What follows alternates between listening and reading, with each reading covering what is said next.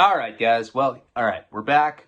Dad's out of the hospital. Yesterday, I spent the day taking Nico to, different appointments. Then we went out hiking. He's been doing his speech therapy, so he can like point at stuff now and kind of like mumble what it is, like fire truck. But he doesn't say it that clear. He like turned to me completely clear, and he's like, "Dad, you're never there for me. You put work before your family." I was like, God, you learned 6 words and you put me on blast like that. That checks out. No, he didn't do that. But I did want to take them out, just to get centered. It's been really stressful around here. Just, I don't know. My dad's heart surgery and then like all this crazy shit going on in the world. Like just everything at once was pretty crazy. But, now I'm in makeup mode. I really wanted to last night. I just got home tired and just passed out. Usually now we've been recommended, because what I used to do is like, Karina would put Nico down upstairs and I'd come down here, and that's when I would do videos a lot, like when she's trying to get him down. But we were recommended that, we should all like fall asleep together on the couch or in bed, and then put him down that way. And that's just healthier for him. And so I've been doing that the last couple nights. And like last night, he was so happy. He was in between us. He was like holding my hand. So after he passed out, I just passed out right behind him. Woke up this morning and I was like, oh no. But anyway, it's a new day. This is going to be on YouTube eventually. I think there's maybe like 2 or 3 more Boston videos. Maybe, I don't know. I haven't like thought about, I'm just kind of free flowing, so I don't know exactly how long it'll take to get to the end of this. With these newer series, I try to like go into more detail about things, but it's kind of hard to to predict. Then we're going into Albuquerque, and there's some other storylines that I'd like to do this summer, or this month. Please like, comment, subscribe. Check out patreon.com/Ryan Leone. It's in the pinned comments. And let's get into the story, because I suck and we need to just not waste time with a long monologue. So where we left off last time, I ended on that Baker Brothers story. And you probably recognize that story because at a certain point, I think in 2015, actually, right as I relapsed for the first time after I had 3 years sober, I was supposed to be doing this lip service West event, which is like, writers read from a piece of paper. How exciting is that? Dude, I'm going to go watch that guy read from a piece of paper. That sounds bomb. People do come. I don't know. It's usually your friends and family. Like some guy that coached your soccer when you were 8 that molested you. He's like, hey, man, we'll miss it for nothing. It's usually random fucks like that. But anyway, back then it was like a big deal. I was like, oh, yeah, I'm going to be able to read. I'm a professional writer now. My book, I think, had been out for a year. And that was my first event. Now, I was sober when I had booked that gig. And then I relapsed maybe a week or 2 before that event was going to go down. It went on in Berkeley. And I had to write that story. We had to like write a story that had actually happened to us. It was like a true story. And I chose that Baker Brothers one because I thought it was like a good short story, good little one-liner at the end there. And if you see that, I think if you type, I know I put it on YouTube. I think it's Baker Brothers. I think if you type Baker Brothers, you can see me reading that. I'm freshly relapsed. I don't know if you can tell, but I'm very high on heroin in that video, which I'm not proud of. I'm just saying. I'm not dancing around the facts here. And my mom was in the audience too. And she's like, oh my God, he's great. And I was like, I love you, Mom. And that was a good day. But that's where that story's from, if you'd heard it before.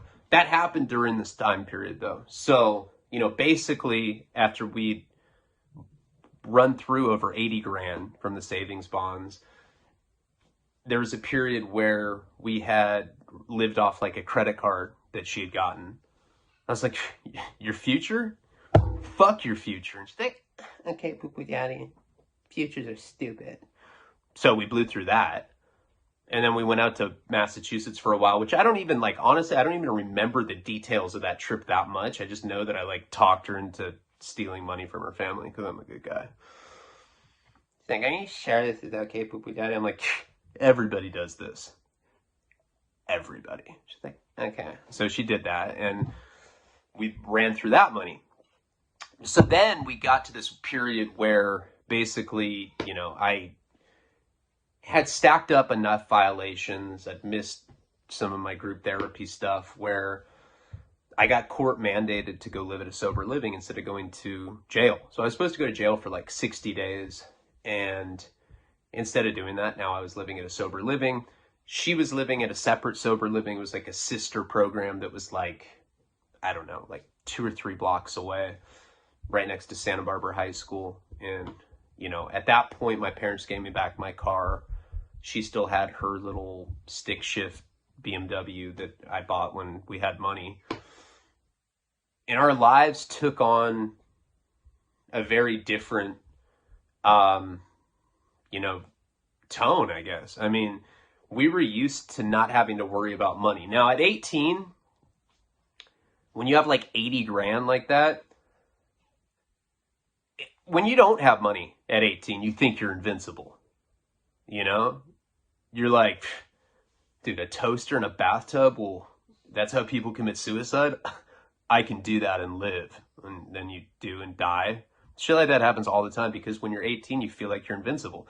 You don't think about consequences. You certainly don't think that you can die from the amount of drugs you're doing. The amount of drugs that we were doing back then, it's a miracle that we didn't die. And, you know, a lot of people that have survived addiction would say that.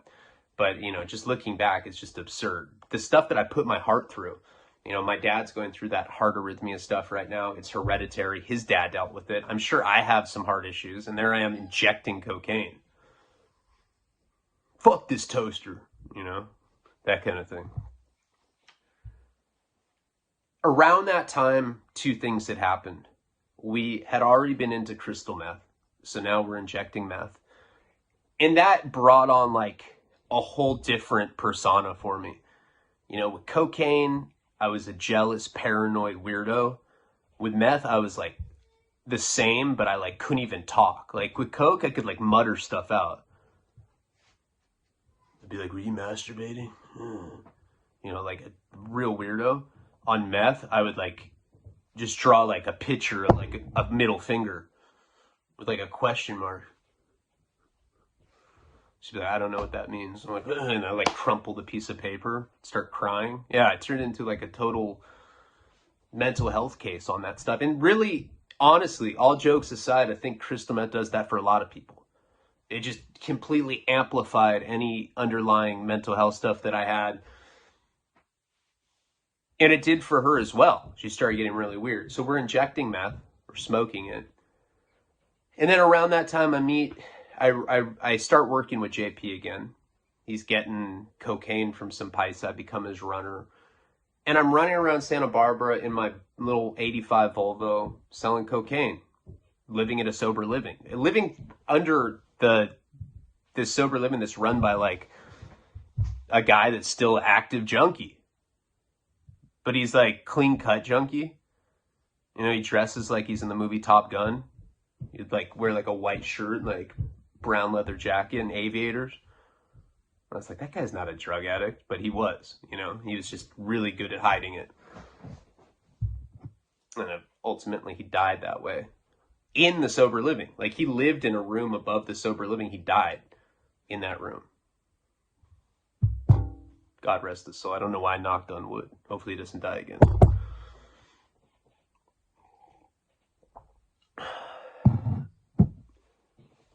So while we're living at this place, you know, I guess we'll start right where we left off last time.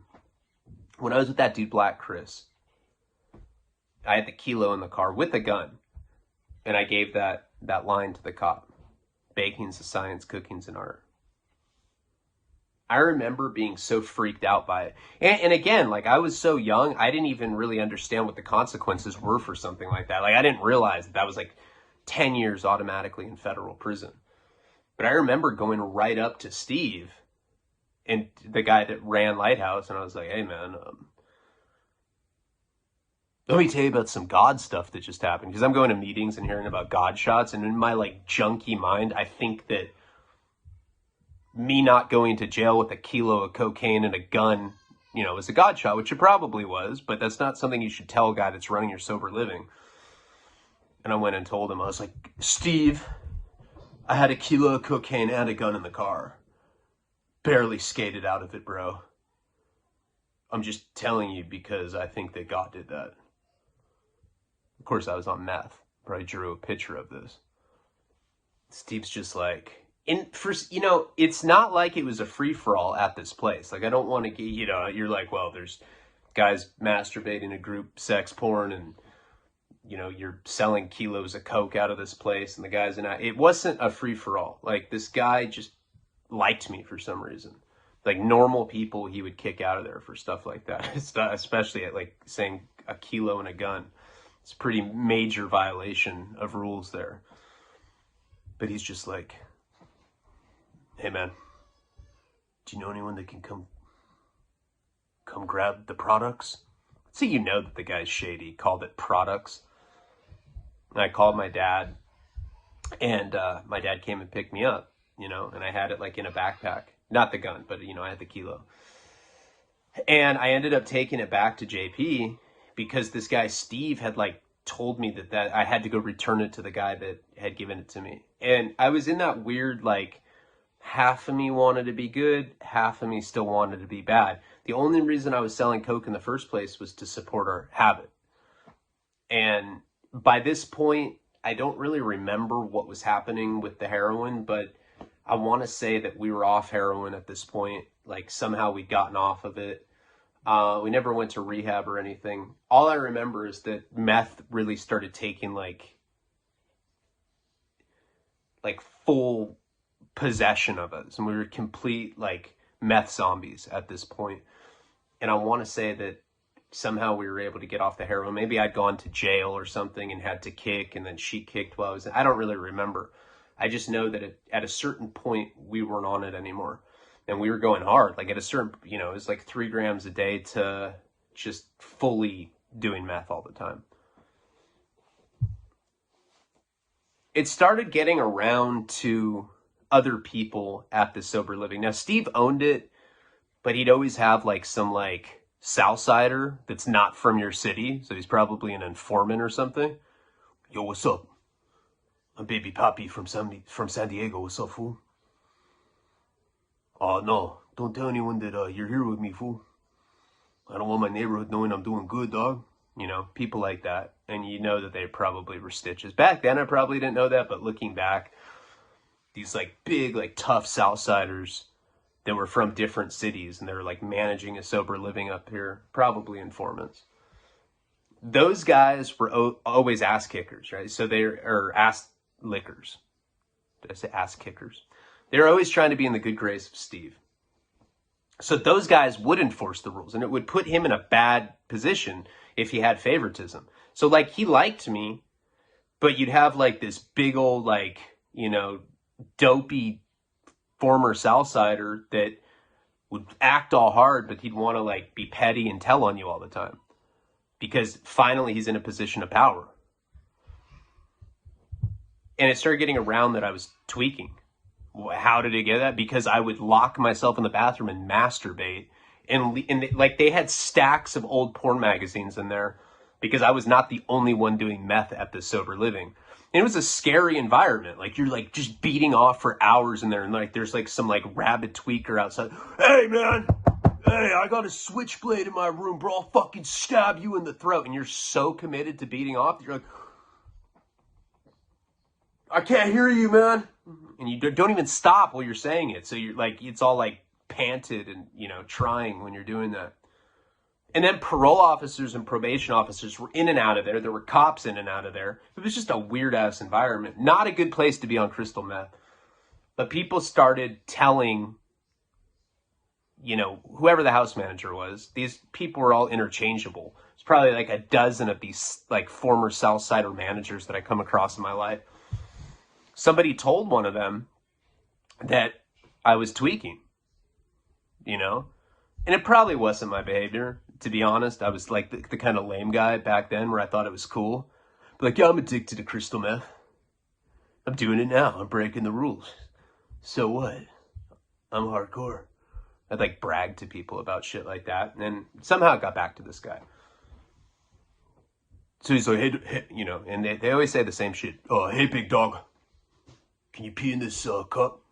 And you're like, I got a dirty drug test because somebody told on me. Sent me up to Steve's, you know, office or whatever, which was upstairs. Kind of like his bedroom, but there was like some foldable like chair and this little makeshift desk there.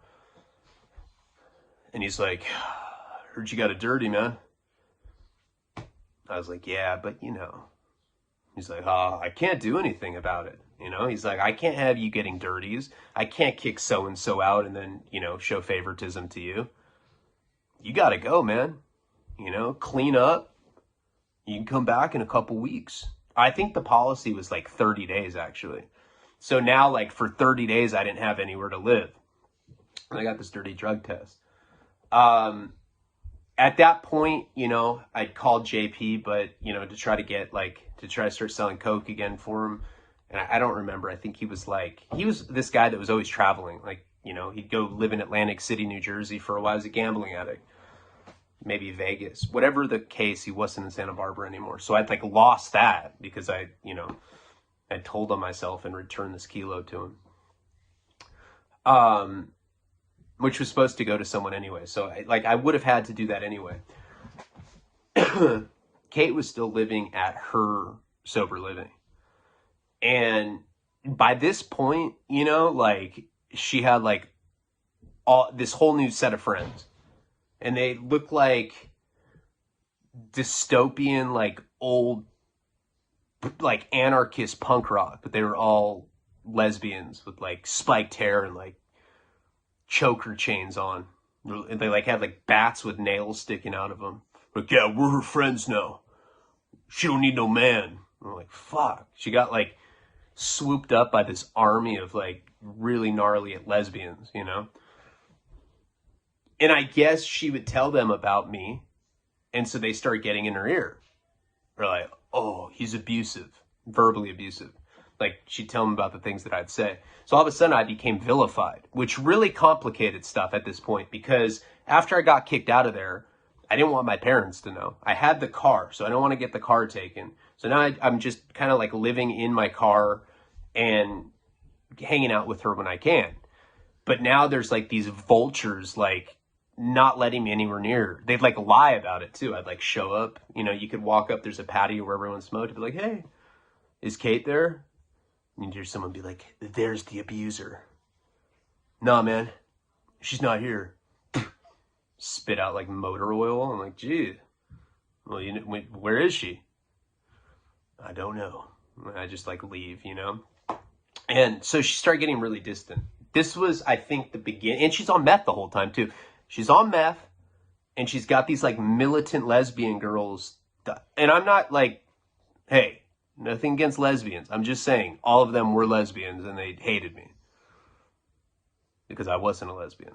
I told them, I was like, hey, look, I'm a lesbian too. They're like, shut up. Like,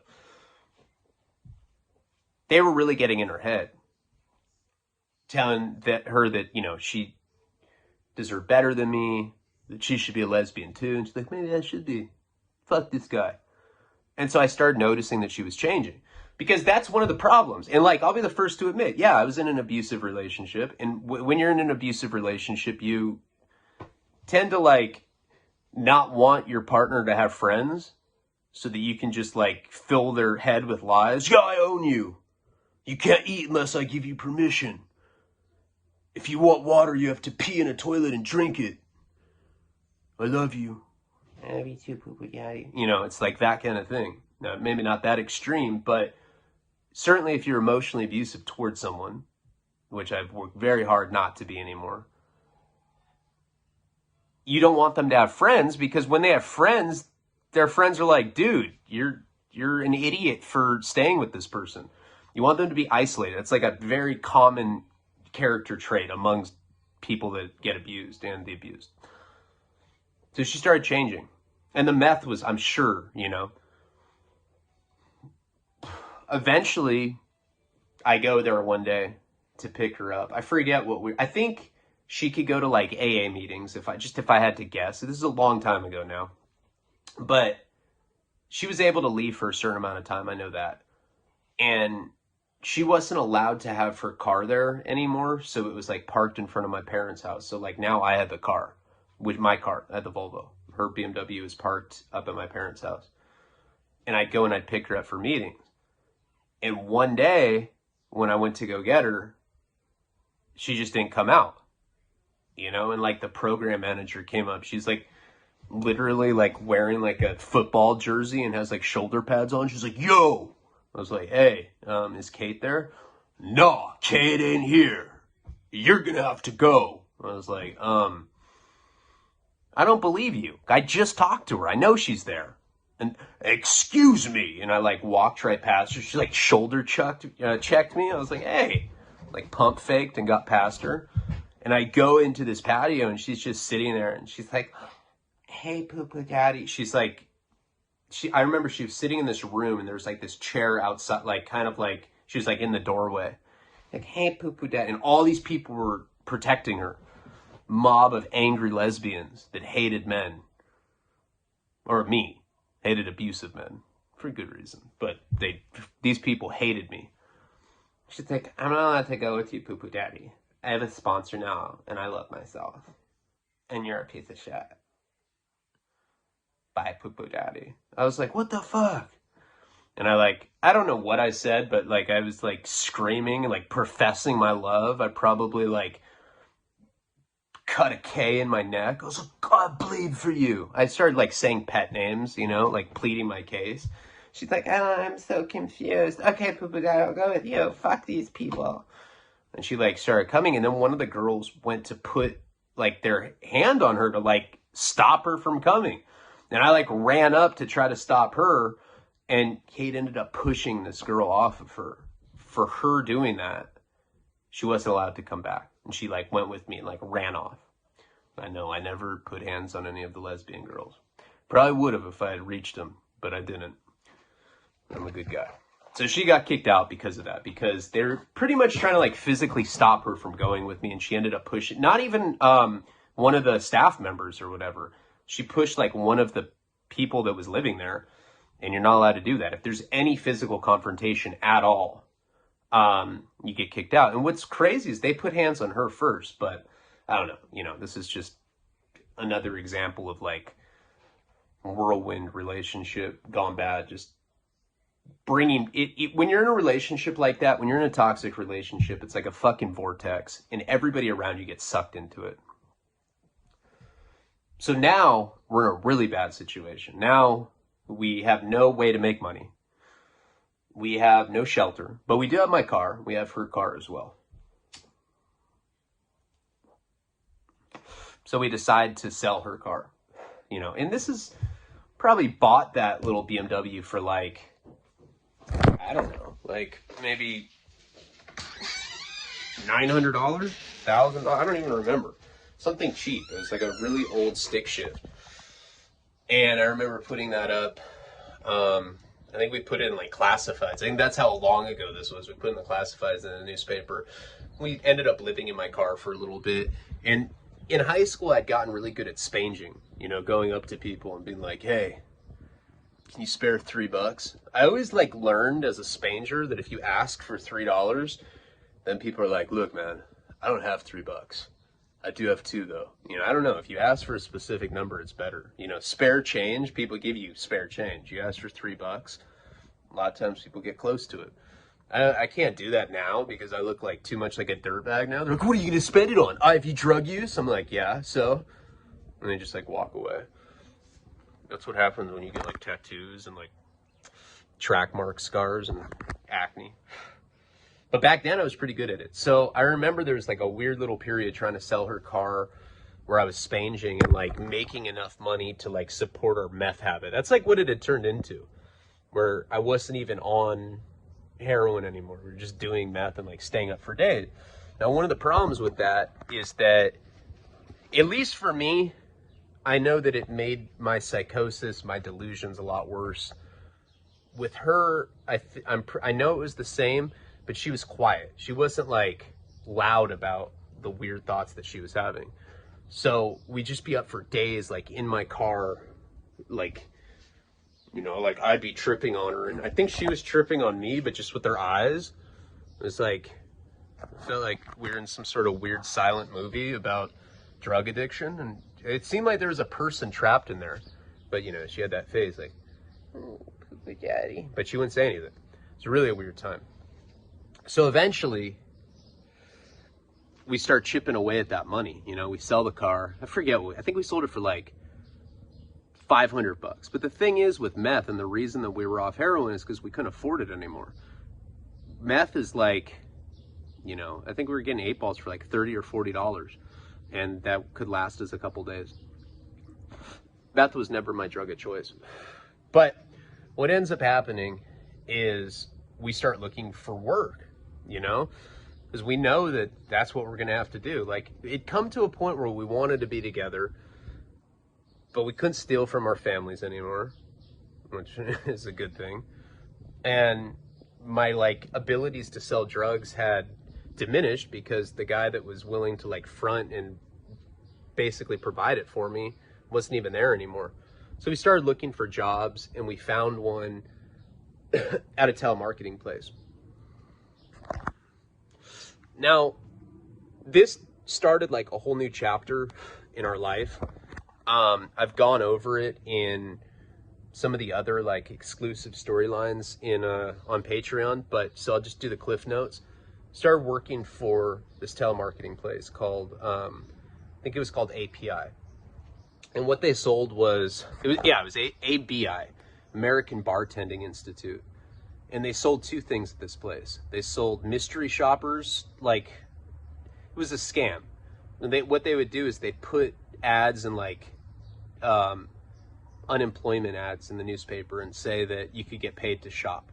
You could be a mystery shopper. And they had this whole like pitch where like these like single mothers would call from like the Midwest. They'd be like, I want to get paid for shopping. What's up? I'm like, you can. Let me explain it. So here at Mystery Shoppers USA, or whatever the fuck their little shell company was for the mystery shoppers portion of it, we pay you to go into some of your most popular chain stores, and you rate them on, you know, cleanliness, employee attention span. I don't know what it was. It was just like they'd have to go into like Macy's and basically do what people do for free now. You're basically doing Yelp review type surveys, and it helps them understand like what their, you know, issues are at a particular chain store. And for doing so, you get paid in theory, but you didn't. You get like a gift card. And in our ad, I think it said you could make like $1,000 a week doing this, which was not true. And to become a mystery shopper, all you had to do was like contact an individual chain and like offer it. They were like, yeah, all right, you can come do that. We'll give you like a $40 gift card. So it was basically a scam. That was one of the things we were doing. And I became like one of the top telemarketers at this place selling it, you know, because we'd say that we could turn them into mystery shoppers for like $100. Well, there's a $100 service fee if you want to get paid for shopping. It's not free. Everybody wants to do this job, miss. Well, I don't know. I mean, I got 100 saved up, but you know, it's the difference between diapers and food for my kid this week. And I'm like all soulless on meth. I'm like, yeah, let me get that, you know, what's the 3-digit code on the back of the card? All right, man, you'll be making money in no time. You get those diapers. Good luck to you. Hey. You know, and regardless of how fucked up you are on drugs, when you start doing stuff like that, it is demoralizing, and it starts weighing on your conscience. Maybe not at 18. I don't know that I really had like a moral compass, so to speak. I mean, it was skewed, and it certainly got worse as I got older and started going to jail and prison. But I know that even back then I felt bad about that particular scam because it, you know, it targeted pretty much poor single mothers. That was like the main demographic. And for some reason, I was able to talk them into getting the mystery shoppers thing. And they'd like give you a trophy.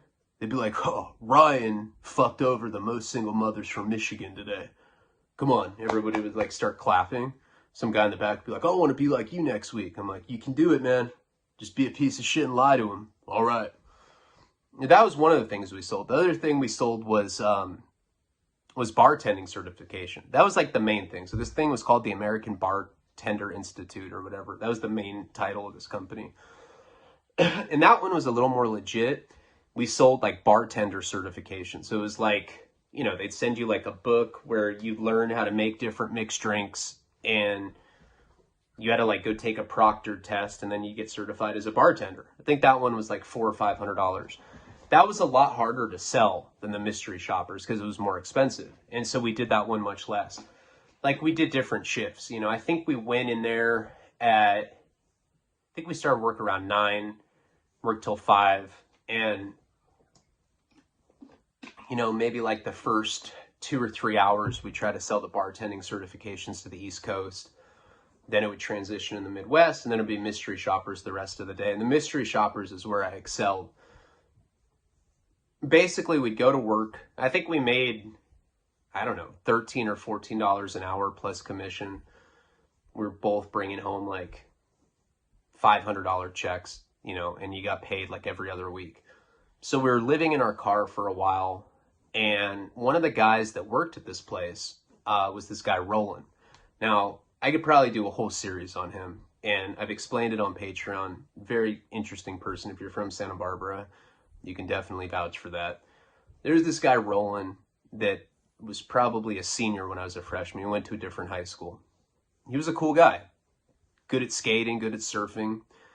Tall guy, beat up the school bully at one point, who like nobody beat up. This guy, and like I remember one thing that everybody always talked about is we were at the beach one day, like drinking. We were like probably like, no, he's probably like 17. I was 14, 15. And some wasted, like, middle-aged woman was, like, stumbling down the beach. And he, like, walked up to her and started talking to her. And he ended up having sex with her, like, in some public bathroom. That was always, like, legendary in high school, you know? He had sex with, like, some 40-year-old woman. To us, that was, like, you know, fucking somebody at a museum or something. I mean, it was, like, a big deal. And he was relatively normal. Like I said, I was good at skating, good at surfing. We crossed paths a few times in high school. We were never super close. He was one of the managers at this place. Now, his dad had just died. His dad was a stockbroker, and he inherited like $1 million cash or something. He inherited a house, bunch of stuff. So he was the first homeowner that I'd ever met. His name was Roland. He was the manager of this place. He didn't have to work. I think he was just, you know, he'd gotten his inheritance, and I think he was bored. Like, he was that kind of guy. Now, when I ran into him again, because he was the manager of this place, he was very, very normal. Just, you know, same way I remembered him in high school. He was just starting to get into drugs. You know, I mean, he'd always been a partier, but like now he knew that like we were on meth, and like he'd ask us for it, and he started doing meth. He started getting a little weird back then. And I explained to him that I lived in our car. I think we got off work one day and we're like, all right, man, we'll see you later. And we like got in my Volvo. We like both put on like 2 beanies and like some extra coats. And like, he's like, what are you guys doing? We're like, we live in this parking lot. He's like, huh? And he told us that he owned this house and that he had an extra bedroom and that he'd let us move in there. And he's like, I won't even charge you. If you guys can just go get welfare, just spend all the money on groceries and you can just live here until you figure something else out. So we ended up moving in with this guy, and I slowly watched him deteriorate, you know. It's so hard to even explain this guy. Like, I think I'm pretty good at impersonating people, but this guy is like extra hard to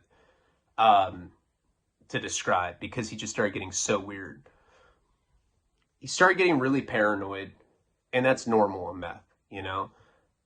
But we were also doing a lot of hallucinogenic drugs. That's something he was into. And slowly he started getting more and more paranoid.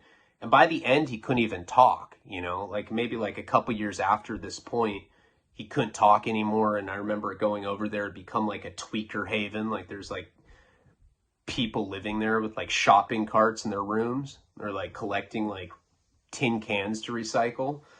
And he had a dead cat that he was feeding, and he wouldn't talk, you know. so I called his mom, and she ended up putting him in an institution. He ended up going to like some psych ward. Nowadays he's homeless. Like people will like spot him around town. It's really sad. Every time I see him, I give him money and like buy him a pack of cigarettes, whatever. And there's people that like say that I'm the reason that he lost his mind. I personally disagree with that. I think that's just what his mental constitution was. And, I just happened to be a drug guy while he was doing drugs. And so I happened to be close while it was going on. But he was already doing stuff way before I was around. It's really sad what happened to him. And I go into that whole thing like in a lot more detail and different storylines on Patreon. But a couple things that had stuck out, At one point, now that we're at his house, the thing with him is he had a lot of money. And as years went on and I became a heroin addict, like I'd always like I'd be like, come on, Roland, let me get $1,000. He'd be like, here. That was like, well, he could still talk. By the end, he couldn't talk, and he wouldn't give me money anymore. But he was like fueling my drug addiction, and he was really generous.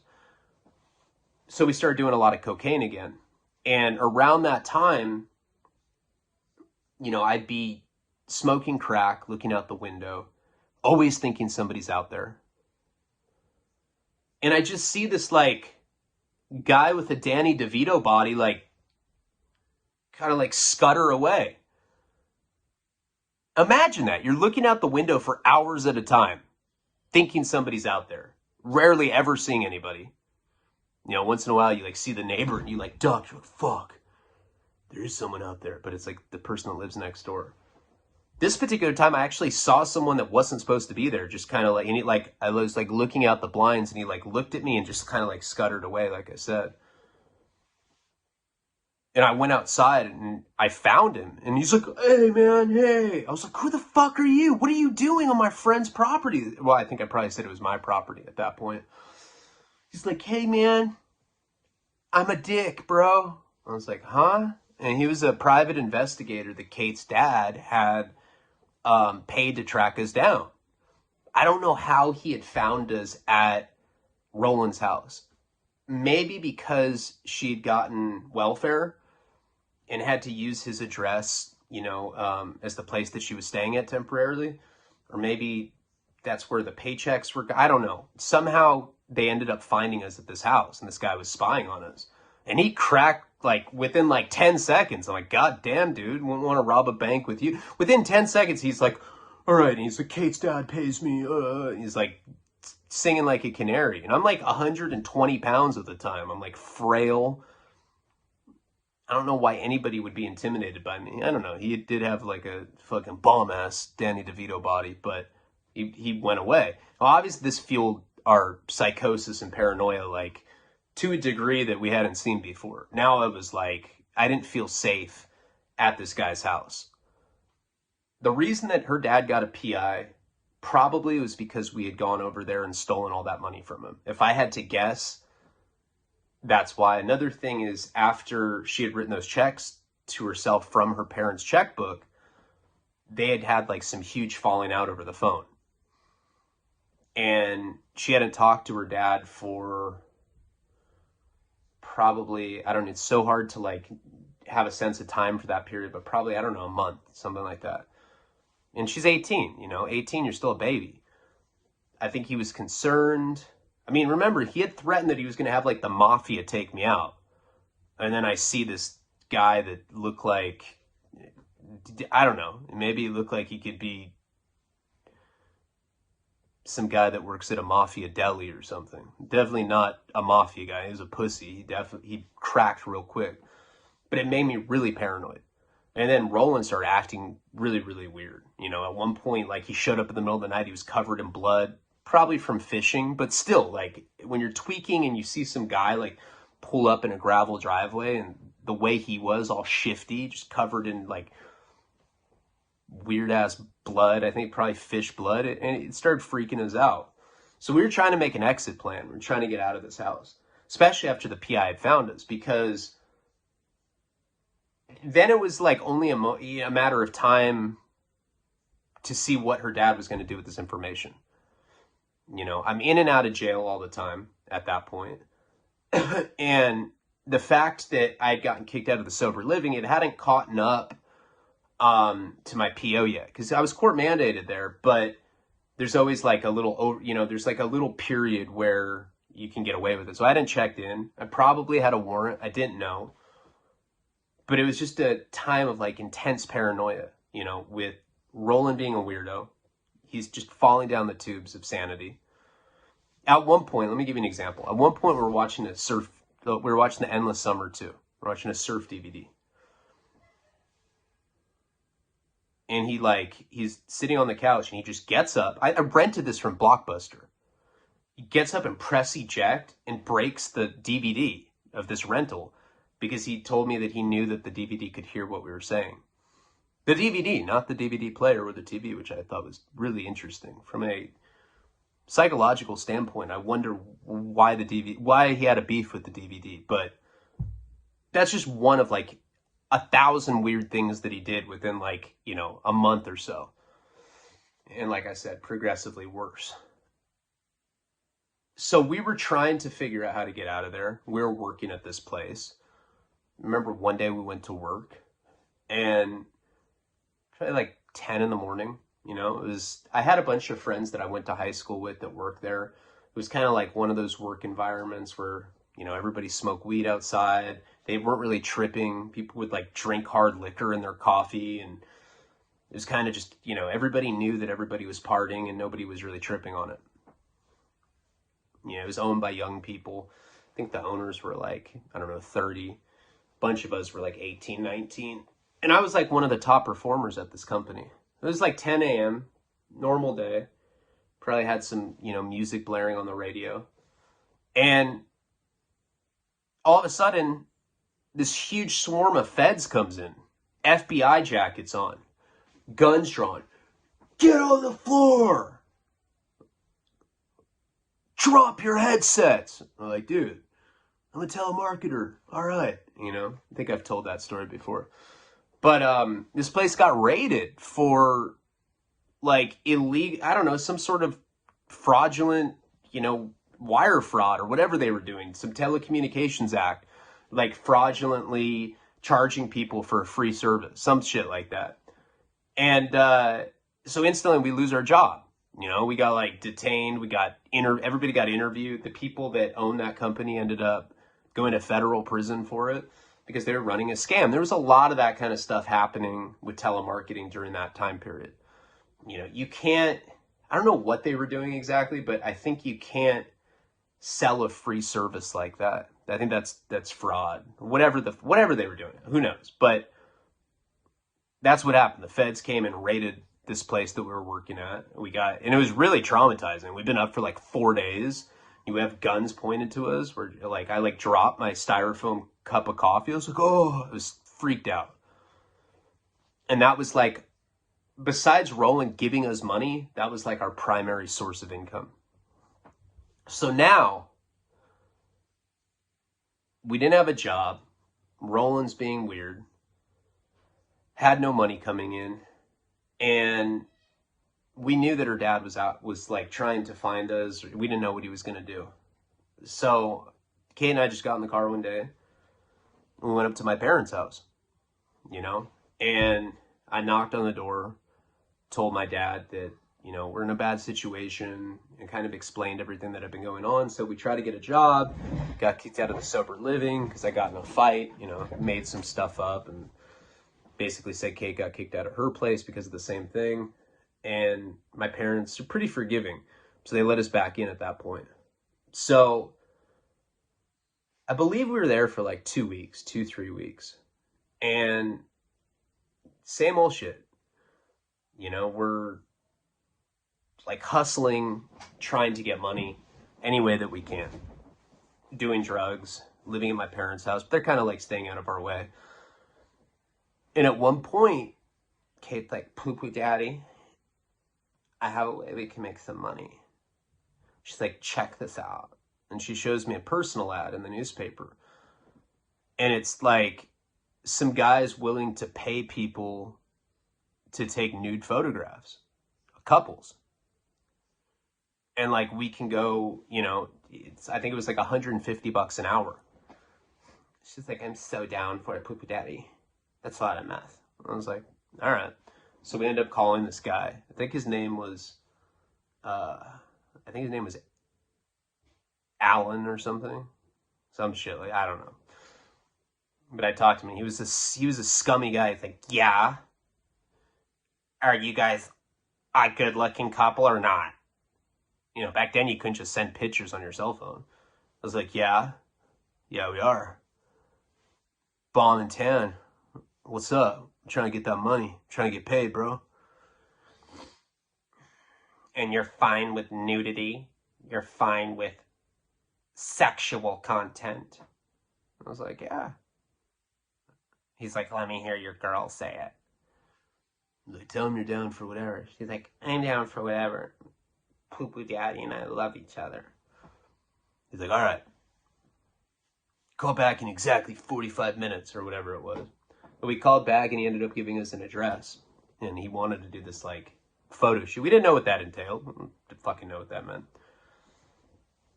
The address he gave us was at, like, some, like, high-end hotel in Santa Barbara. Well, we go there. And he's just this disgust. He's like this, like, real, like, he's probably like 5'3", 5'4", abnormally short. Big old, like, you know, gray afro. Grimy guy. Personification of a sex offender. He's like, I just didn't realize how young you guys were. Okay. Okay, so we're gonna do some photographs. So he starts, like, directing us. Like, we get right into it. And he has me take her clothes off. He has me take have her take my clothes. We're both naked. He's taking pictures of us from, like, different angles, like getting behind my butthole. He's like, oh. I was like, dude. He's like, okay, I want to see you guys have sex now. And, you know, we were pretty much down for whatever, you know. I mean, obviously we'd done that kind of stuff when we were out in Massachusetts, but, like, honestly, this guy weirded me out, like, to a degree where, like, I wasn't down with it, and I know she wasn't. I was like, you know, man, we'd already been there for, like, an hour. I was like, you know, we've already been here for an hour. I don't know if we want to have sex. Like, you got naked pictures. You said it was an hourly thing. That's what the ad had said. Okay. All right. I can't force you to do nothing. Come on. Let's get you guys paid. So we ended up getting dressed. So we didn't have sex in front of this guy. Like, I could just tell how uncomfortable it made her. And it was like, he made me uncomfortable. Like, even that guy made me uncomfortable. That says a lot. So he goes to pay us. And he gives us these envelopes. Right? He gives us each a white envelope. I was like, the money's in here? Mm-hmm.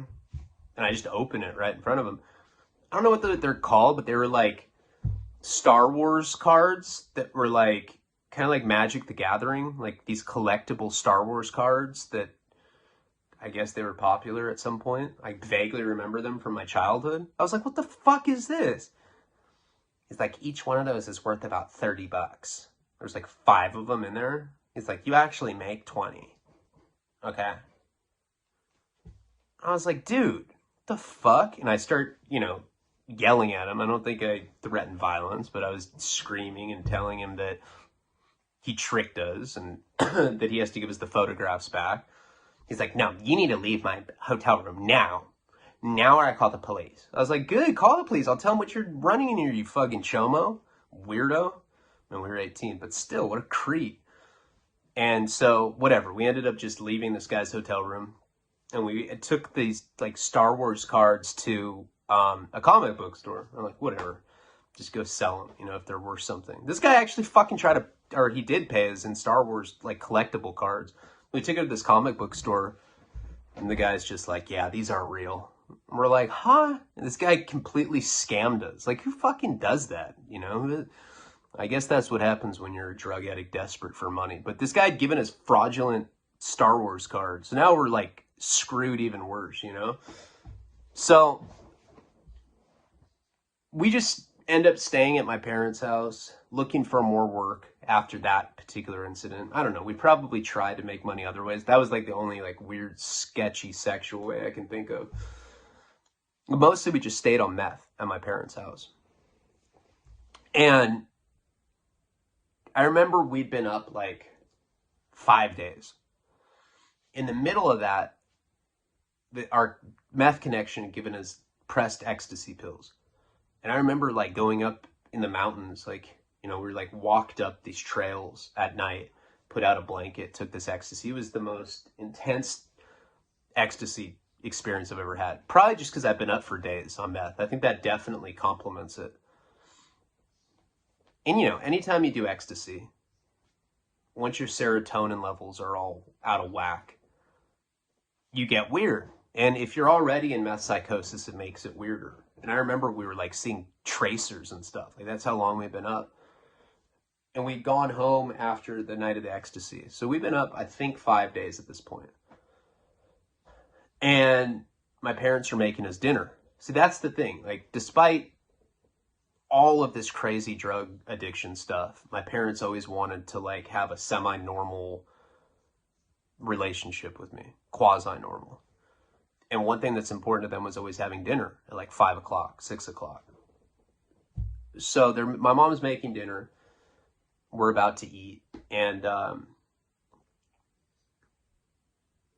I look outside the front windows because there's a knock on the door. And I see that it's Kate's dad. She's at my parents' house. And my heart just sinks. You know, I'd already been up for days at this point. There's a rental car parked in front. He showed up at their house. I'm tripping. So I end up going to the garage and I grab a baseball bat and I sneak around the side of the house, you know, and I tell Kate that her dad's there. She's like, what do you mean, poo-poo daddy? She's all freaked out. She hasn't seen him since the molestation accusations had come out. And I end up taking the bat and I run up to the rental car. My dad like lets this guy into their house. And I go up to the back of the rental car and just smash the window out. I grab Kate and we just run and we take off, twacked out. Like, I wasn't just going to let this guy, like, what he did to me after all the shitty talk, like, I don't know. It seemed important. I'd also been up for like 5 days. So, you know, we spent the next few hours, we're both like really out of our minds, twacked out. And we're like hiding behind cars, and every time headlights would pop up, we'd get freaked out. And, you know, eventually, like, we're running up like on the banks of like this mountain and like hiding behind bushes. And every time a car comes, we'd like pop out, go hide somewhere else. This goes on for a couple hours. Finally, I'm like, all right, we got to get out of this neighborhood. You know, we don't know what's going on. We don't have cell phones on us or anything. And finally, I'm like, we're just going to walk, you know, down the street, go to downtown Santa Barbara and make an escape. And she's like, I'm scared, poo-poo daddy. What if he finds us? I'm like, he's not going to find us. Come on. I hold her hand and we keep walking. And I swear, we walk maybe like for like 5-10 minutes and a car just stops right in front of us. And I just see headlights and we're like, you know, we're like out of energy to run at that point. We can't see him because we're like blinded by the headlights, but, you know, obviously it's him. He's like, Kate, I want you to come with me. You got accepted into a college in New York. Get away from this loser, Kate. He's ruining your life. We miss you, baby. And she's like looking at me and she's looking at him. And I'm like, don't listen to him. He molested you. And she's like, I'm confused, boo-boo daddy. And he's like, come on, baby girl. We miss you. I'm like, don't go with him. And she looks at me. She's like, I gotta go. And she just runs, jumps in his car. Before I even like, you know, probably because I was on meth for as long as I was, you know,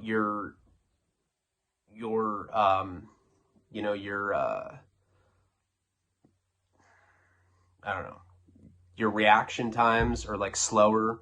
I think we were just physically exhausted at that point. I don't know why I didn't make like a sudden movement or like try to stop. I mean, we've been at this for a couple hours at this point. I don't know, maybe I was just tired. Maybe I was slowed down from the meth. But she got in the car and she got away. Like, he took her from me.